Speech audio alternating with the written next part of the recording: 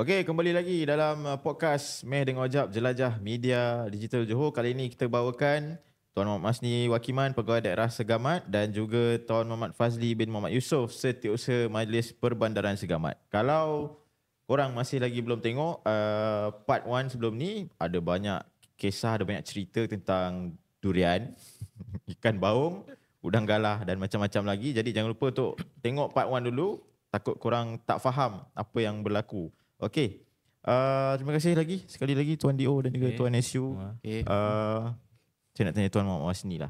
Selain daripada usaha nak jadikan Segamat sebagai tarikan agro pelancongan, mungkin ada juga kawasan-kawasan rekreasi yang kata orang tu memang famous lah dekat Segamat.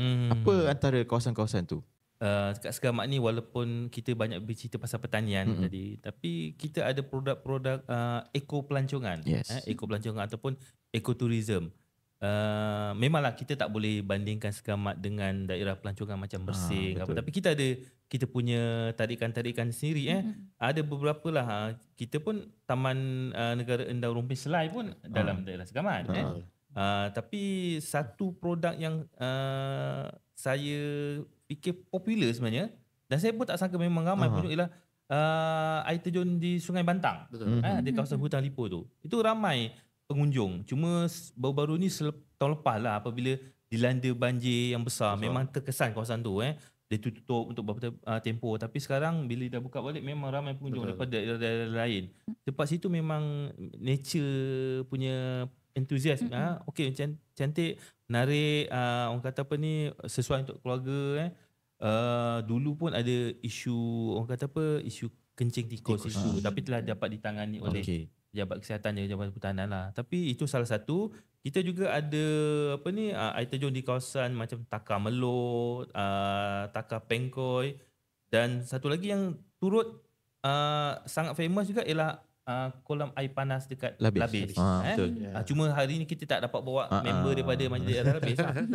Air panas Labis tu memang menarik. Baru-baru ni Yang Amat Berhormat Menteri Besar kita ada buat lawatan ke Labis. Kita ajak Yang Amat Berhormat pergi tengok. Memang air dia suam-suam cantik lah. Menarik lah. Mungkin taklah level kita macam dekat pouring sabuk Kota Kinabalu tu kan. Tapi orang kata apa, mampu milik lah kat situ. Just nice. Ada lagi banyak tempat manja-manja dekat kalau dekat sebelah Segamat ada Jeram Tinggi tu. Betul. Jeram Tinggi, kita ada Bukit Cinta. Kita ada Bukit Cinta. Bukit Cinta tu.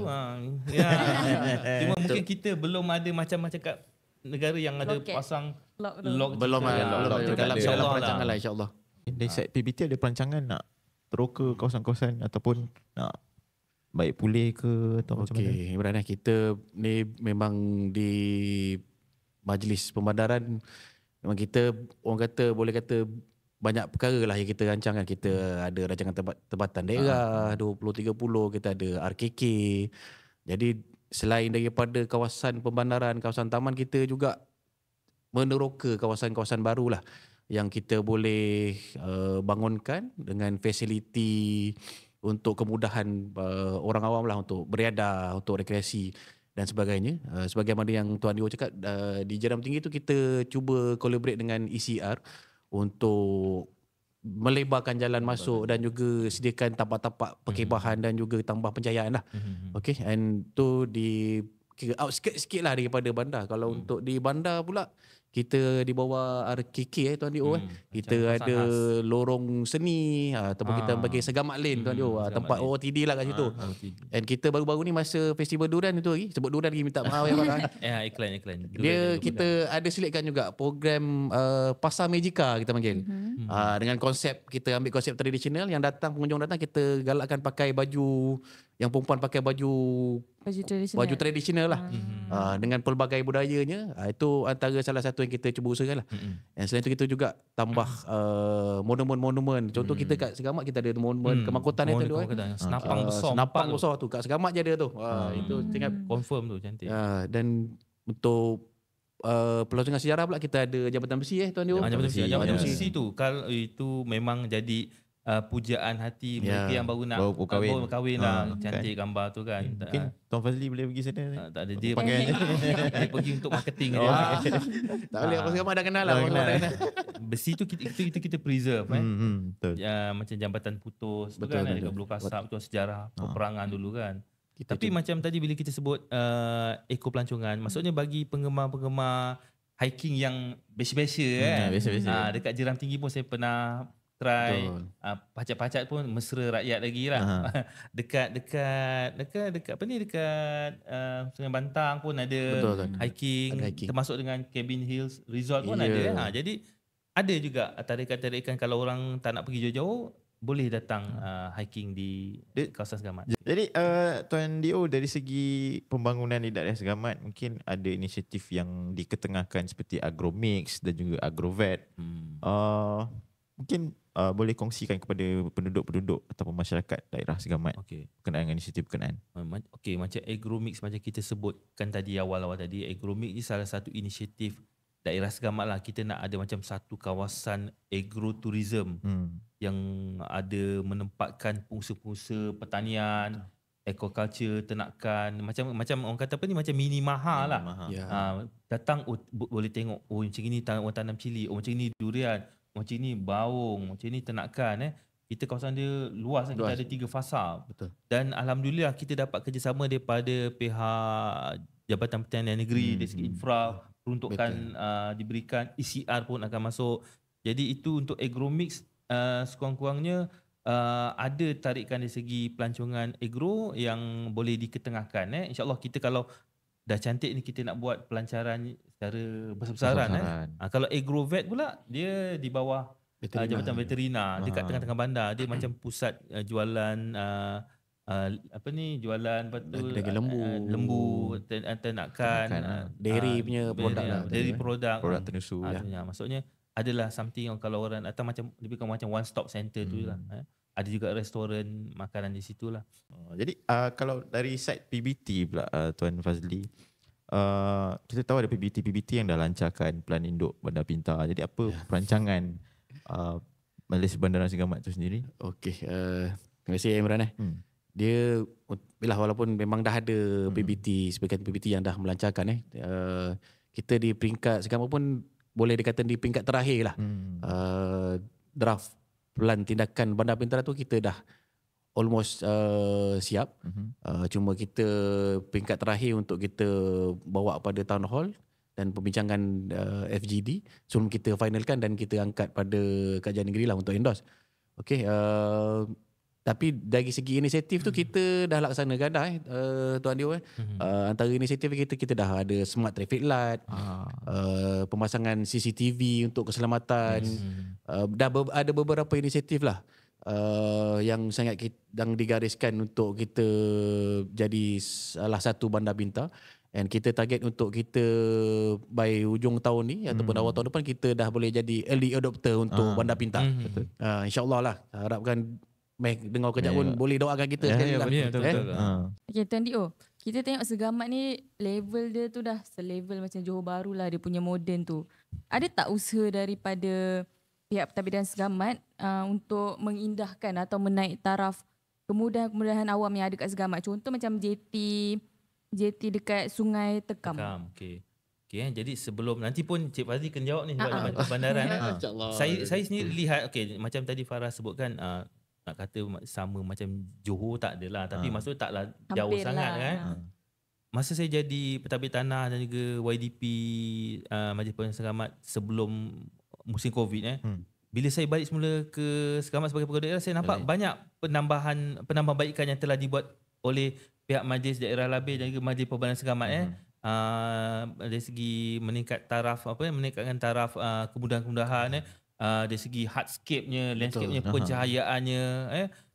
Dulu kita kalau taman Bukit Hampar tu tak ada apa special, sekarang dah ada dataran dia.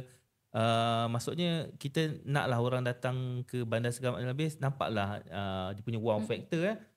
Sekarang ni sikit-sikit ambil gambar, sikit-sikit ambil gambar. That's why pihak majlis ni dia pastikan jalan, kawasan ni semua cantik dan boleh gambar. Maksud kemudahan awam Bandar Segamat tu, dia kalau traffic jam pun dia masih okey lagi lah. Sebab dia ada banyak laluan alternatif. Jambatan 1 ada, jambatan 2 ada. Mungkin Fazli boleh ceritakan sikit-sikit antara kemudahan awam yang naik taraf dan dalam perancangan jugalah. Okey, terima kasih Tuan Dio. Dah segan saya sebenarnya. Tuan Dio pun dulu dah duduk kat majlis juga. Banyak inisiatif yang kita teruskan. Zaman saya tu belum sepenuhnya bila saya keluar. Maksudnya benda terus nak laksana. Perancangannya di masa Tuan Dio, kita pelaksanaan dia semasa inilah. Hasilnya sekarang lah. InsyaAllah. Okey, terima kasih Tuan Dio. Sikit lah Imran dan Farah. Kita di majlis memang tak dapat lari lah dengan kemudahan-kemudahan awam ni. Okay, terutamanya dari segi kemudahan asas, dari segi lampu, longkang, saliran. Yang tu memang perkara-perkara yang sentiasa kita beri perhatian lah. Saya ingat yang amat berhormat Menteri Besar pun sering beri penekanan terhadap kemudahan-kemudahan asas ni untuk kemudahan orang awam, untuk kemudahan masyarakat. Jadi dari segi kalau khususnya saya ingat kalau JT Tekam tu dalam rancangan tempatan daerah pun kita ada perancangan Tuan Dio untuk naik taraf JT dekat situ untuk dijadikan JT terapung dan dalam masa sama kita nak jadikan dia multifunction. Selain daripada JT untuk nelayan untuk turunkan hasil tangkapan, kita juga cadang untuk buat river cruise. River cruise. Okey. Cuma Segamat ni specialnya sungai dia bukan sungai Segamat yang melari sungai utama dia. Dia Sungai Muar.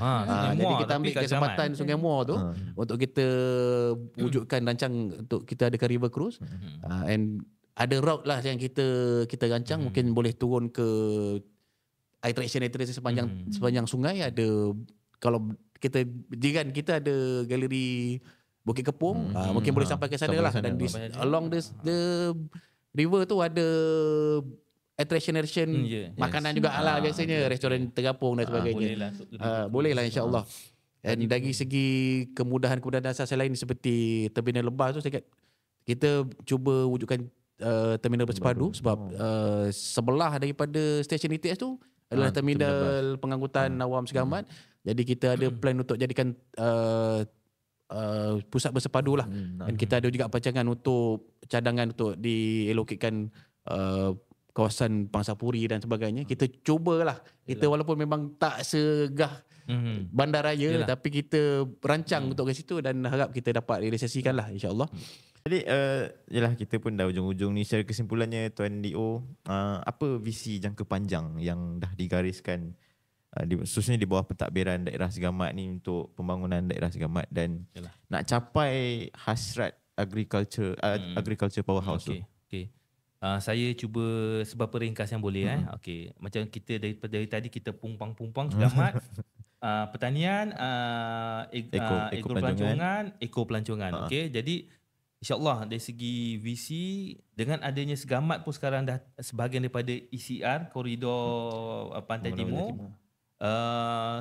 Kita dah merancang banyak projek-projek yang berteraskan kepada pertanian, bukan setakat pertanian tradisional tetapi pertanian yang moden. Sebab kita kawasan tanah kita semakin terhad, so kita akan menggunakan pertanian yang lebih moden, berteknologi, dan dalam masa yang sama kita tidaklah orang kata terlalu berintensifkan teknologi sampai kita tidak memberi peluang pekerjaan kepada penduduk-penduduk. Sebab pada saya kemajuan tu perlu juga mengambil kira mengurangkan penghijrahan orang muda ke daerah lain. Kalau semuanya robot kan, orang muda tak kerja susah. Jadi itu perancangan saya, pertanian moden, industri berasaskan pertanian. Rugilah kalau kita banyak bahan-bahan mentah tapi kita tak produce. Sebenarnya sekarang banyak, kalau mungkin 4 jam banyak boleh cerita apa-apa yang produk tu. Kemudian dari segi ekopelancongan pun of course dari segi infrastruktur, orang kata nature juga, tapi janganlah sampai macam zaman Jurassic Park kan, katalah ada kesisian dan juga insya-Allah dari segi